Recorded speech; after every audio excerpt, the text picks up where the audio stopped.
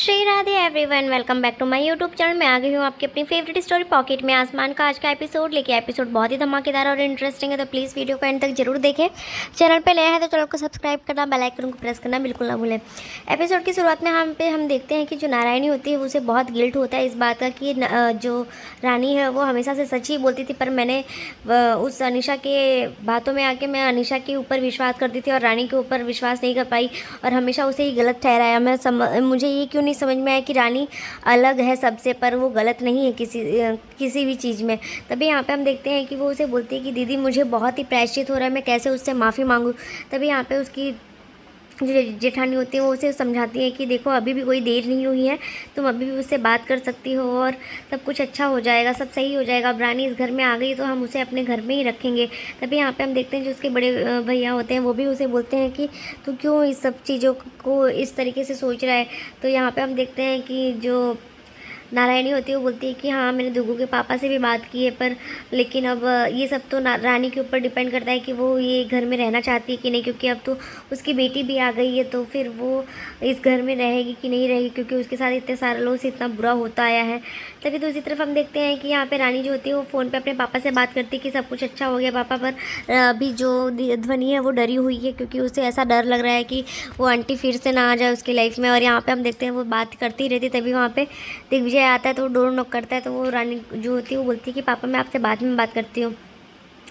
तब यहाँ पे हम देखते हैं कि वो उसे एक फॉर्म देता है जिसमें वो सारी डिटेल्स फिल कर चुका होता है, पर उसमें उसके सिग्नेचर और उसकी फ़ोटोग्राफ चाहिए होती है। तभी वो उसे बोलता है कि मैं जितने 5 साल पहले जो तुम्हारे सपने को मेरी वजह से पूरे नहीं हो पाए हैं, मैं चाहता हूँ कि तुम वो सपने पूरे करो। पर यहाँ पर हम देखते हैं कि रानी जो होती है वो थोड़ी इमोशनल हो जाती है, पर वो बोलती है कि लेकिन दिग्विजय अभी मैं तुमसे ज़्यादा अपने सपने पूरा करना चाहती हूँ, पर अभी इस वक्त मेरी फ़र्स्ट प्रायोरिटी मेरी बेटी है। अगर अभी उसकी सर्जरी है, उसके बाद उसकी पोस्ट सर्जरी के बाद उसका देखभाल करना, ये सब चीज़ों की वजह से मैं अपनी इस पढ़ाई पर ध्यान नहीं दे पाऊँगी।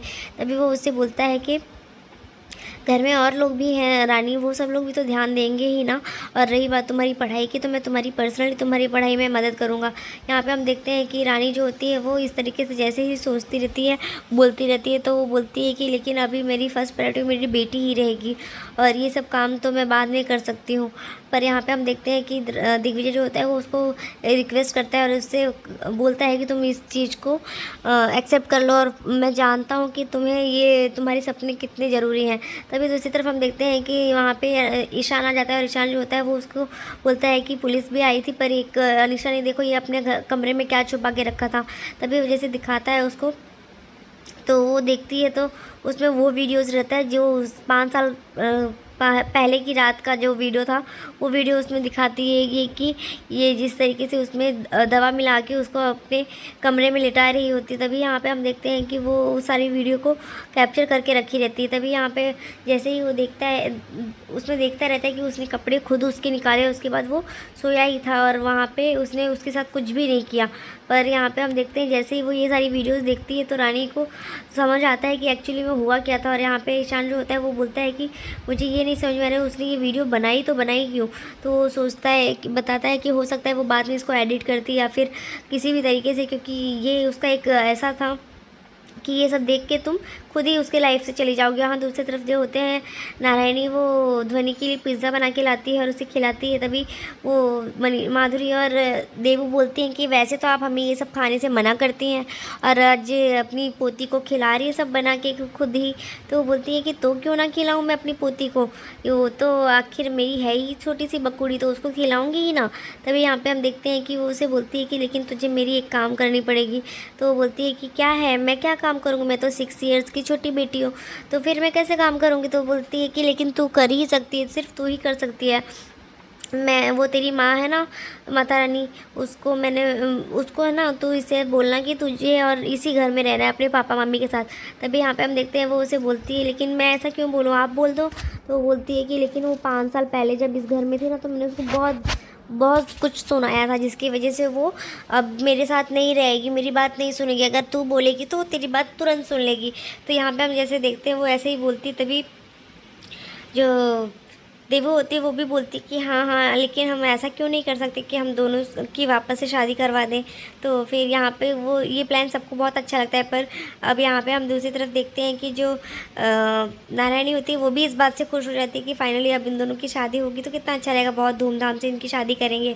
तभी ध्वनि बोलती है कि सच में मेरी मम्मी पापा की शादी होगी। तो बोलती है कि हाँ तो देखेगी, तो बोलती है कि हाँ देखूँगी।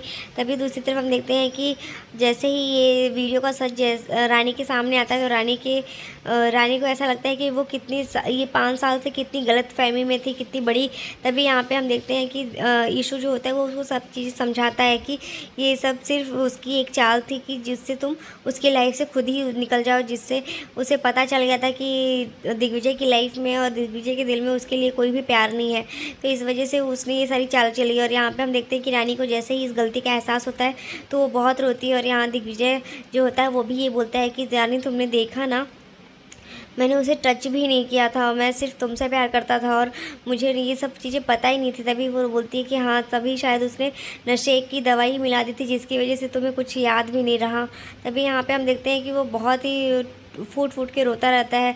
और रानी जो होती है वो उसे समझाने के लिए और उसे संभालने के लिए वो भी उस रोती ही रहती है, क्योंकि उसे भी ऐसा लगता है कि वो 5 साल इन लोग एक दूसरे से इतने दूर तक थे और एक दूसरे के बारे में इन लोगों को कुछ पता ही भी नहीं था कि ये सब हुआ तो हुआ कैसे। और यहाँ पे हम देखते हैं कि ये सब देख के रानी को बहुत ही सदमा लग जाता है कि मैं कितनी गलत फहमी में थे। और फिर वो उठ के जाने ही लगती है, तभी वो उसको पकड़ लेता है और उसे गले लगा लेता है और रोने लगता है बहुत, क्योंकि वो दोनों एक दूसरे से बहुत प्यार करते हैं। तभी वहाँ पे हम देखते हैं कि ध्वनि आ जाती है, ध्वनि भी उन दोनों को गले लगा लेती है। तो वो लोग भी उसे गले लगा लेते हैं और वो दोनों की फैमिली जो होती है पूरी हो जाती है। दूसरी तरफ हम देखते हैं कि यहाँ अनीशा जो होती है वो जेल में आ चुकी होती है और उसकी सारी ज्वेलरी जो होती है निकाल दिया जाता है। और यहाँ पे जैसे ही वो सारी ज्वेलरी जैसे ही निकालती है तभी यहाँ पे हम देखते हैं कि अनीशा जो होती है वो गुस्से में रहती है बहुत। तभी एक कांस्टेबल आता है वहाँ पे और जिसको उसने पहले से ही फिरौती दे के रखी रहती है और वो उसे बताता है कि एक आपका काम करने के लिए एक गुंडा है इस में और वो बहुत ही बड़ा क्रिमिनल है और जिसको उम्र कैद की सज़ा की दी गई है। तभी यहाँ पे हम देखते हैं वो उसके ऊपर चिल्लाती है और वो उसे बोलता है कि जैसे ही चिल्लाती है तो सब लोग देख लेते हैं और वो उसे देखने लगते हैं। तो वो बोलती है कि अभी खाना गिर जाता ना, तुम लोग को अक्ल नहीं है तुम्हें। तभी वो जैसे ही चिल्लाती है तो वो उसे सारी बातें बताता है कि लेकिन वही एक काम है जो कर सकता है आपकी, जो कि बाहर वो सुपारी लेता रहता है। तो यहाँ पे हम देखते हैं कि वो उसे बोलता है कि लेकिन वो काम कर पाएगा कि नहीं मेरा। तो बोलती है कि हाँ मैम वही सिर्फ आपका काम कर सकता है। यहाँ दूसरी तरफ हम देखते हैं गांधी परिवार में सब लोग तैयारियां करते रहते हैं शादी की और सोचते रहते हैं कि अब शादी कैसे करनी है। और यहाँ पे हम देखते हैं जैसे ही शादी की बात चलती रहती है तो जो माँ होती है वो बोलती है कि ऐसे कैसे शादी हो सकती है, मेरे खिलाफ जाके कोई शादी नहीं हो सकती। तो फिर ये सुन के सबको बहुत ही शौक लग जाता है कि अब माँ को क्या हो गया कि माँ क्यों नहीं ये शादी करने देना चाहती। तभी जैसे ही माँ ये बात बोलती है तभी पिंकी भी जो होती है वो मौके पे चौका लगाने के लिए वो बोलती है कि हाँ चलो कम से कम कोई तो है जो मेरे साइड से है, माँ ये शादी नहीं होने देना चाहिए, ये शादी वैसे ही पहले से ही ये लड़की गलत थी। तभी वो बोलती है कि तुझे समझ में आता है, तू हमेशा से ही तेरे को केवल बहाना चाहिए इसके खिलाफ बोलने के लिए। तेरी वो अनीशा ने तेरे साथ कितना धोखा किया उसके बावजूद भी तू उसके ही गुणगान कर रही है। तभी वो उसको बोलती है कि लेकिन मुझे वो नर्स चाहिए जो मेरा देखभाल करने के लिए आई थी, जो सिर्फ मेरी वेल्थ शादी के बाद। तो उसको ऐसे डराती रहती है और फिर उसको बोलती है कि लेकिन तू मुझे किसी पे भरोसा नहीं, सिर्फ तू ही मेरी सेवा करेगी और तू ही मेरे साथ रहेगी। तभी यहाँ पे हम देखते हैं दूसरी तरफ की जो अनीशा होती है उसको वो कांस्टेबल जो होता है निकाल के उससे मीटिंग करवाता है और उस आदमी से बोलता है। तभी वहाँ पे देखते हैं कि वो एक हीरे की अंगूठी उसको देती है जो कि 25 लाख का होता है। तो बोलता है कि काम क्या है, तो वो बोलती है कि मर्डर करना है। तो वो बोलता है कि किसका, तो बोलती है कि ये 25 लाख में की अंगूठी में तो आजकल किसी को किडनैपिंग भी नहीं होती है। तभी वो उसको और एक अंगूठी देती है 20 लाख वाली। तो वो बोलती है कि आधा पेमेंट अभी हो गया, आधा पेमेंट काम होने के बाद। तभी जैसे ही हम देखते हैं कि वो पूछता है कि किसका ख़त्म करना है काम। तभी वो बताती है कि गांधी परिवार में सभी लोगों का काम ख़त्म करना है, रुद्राणी दोषी और दिग्विजय और बाकी की गांधी परिवार का पूरा नामो निशान मिटा देना है। तभी दूसरी तरफ हम देखते हैं कि जो गांधी परिवार में दिग्विजय होता है वो आता है रानी के कमरे में और उसके मुंह को बंद कर देता है चुपचाप कि वो आवाज़ ना करे। तभी जैसे ही वो उठती है, क्योंकि वो बोलता है कि अभी ध्वनि उठ जाएगी, और जैसे ही वो उठती है तभी उसको वो गोद में उठा लेता है, बोलता है कि तुम चलो मेरे साथ। तभी वहाँ पे जैसे ही वो लोग उतरते हैं तो अपने कमरे में जो पुराना कमरा था उधर लेके जाता है वो उसको, और जैसे ही वो वहाँ पे जाता है लेके उसे, तो वो बोलती है कि अभी क्या हुआ। तो वो बोलता है कि मुझे तुम्हारे साथ कुछ टाइम स्पेंड करना है, तो मैं कुछ करूँगा नहीं, तुम टेंशन मत लो, बस तुम्हारे सर पे तुम्हारे गोद में सर रख के सोना है मुझे। तो फिर इतना सुन के वो उसे बोलता है कि तुम कहीं जाना मत। तभी वो बोलता है कि जो रानी होती है वो उसे बोलती है कि बहुत रोमांटिक होते फिर रहे हैं आप, चलिए जल्दी से आप, जो अभी बाद में मुझे सोने जाना है, अभी ध्वनि उड़ जाएगी, नहीं तो फिर अभी अगर आंटी ने देख लिया तो फिर क्या बोलेंगी वो हमें कि ये बच्ची हो गई है एक, और तो भी अभी बचपना गया नहीं इसका। तो ये सब सुन के वो फिर जैसे ही दरवाज़ा खोलने जाता है तो बोलते हैं अरे ये बंद कैसे है, इस पर ताला लगा हुआ है। तभी यहाँ पे हम देखते हैं कि ये जैसे ही उन लोग ये देखते हैं, तभी वहाँ पे देवू और ईशान आ जाते हैं। देवू ईशान को देख के वो उसे बोलते हैं अरे मुझे, हम लोग को तो पता ही था कि ये तुम लोग का काम होगा, तुम लोग यहीं पे आओगे अपनी गली शिकवे मिटाने के लिए।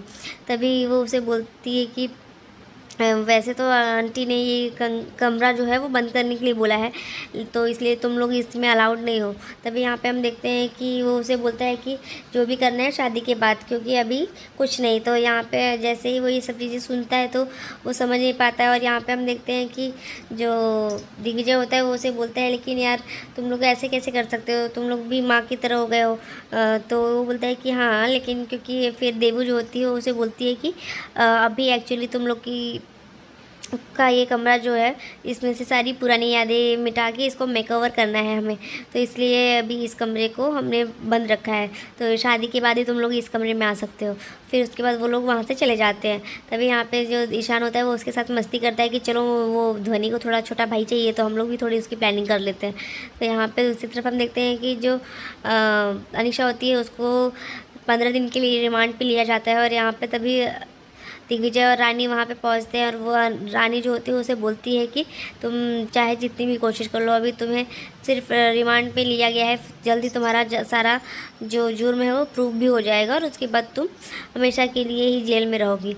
तो आज के एपिसोड में बस इतना ही है फ्रेंड्स, मिलते हैं नेक्स्ट एपिसोड में, जहाँ पर हम देखने वाले हैं कि जो रानी और दिग्विजय की शादी की तैयारियाँ होने वाली रहती है, वहाँ पर जो अनीशा होती है वो भेष बदल के नैना का रूप लेके वहाँ पे पहुँच जाएगी, और जिसके वजह से वो उन लोग की शादी में भी अड़चन डालेगी, और उसके बाद वो उस लोगों की वेडिंग प्लानर बन के जाने वाली है। तो जहाँ पे हम देखते हैं कि वो उन लोग की शादी में रुकावट डालेगी और उन लोग की जान पे भी खतरा रहेगा। तो आज के एपिसोड में बस इतना ही है, नेक्स्ट एपिसोड में मिलते हैं।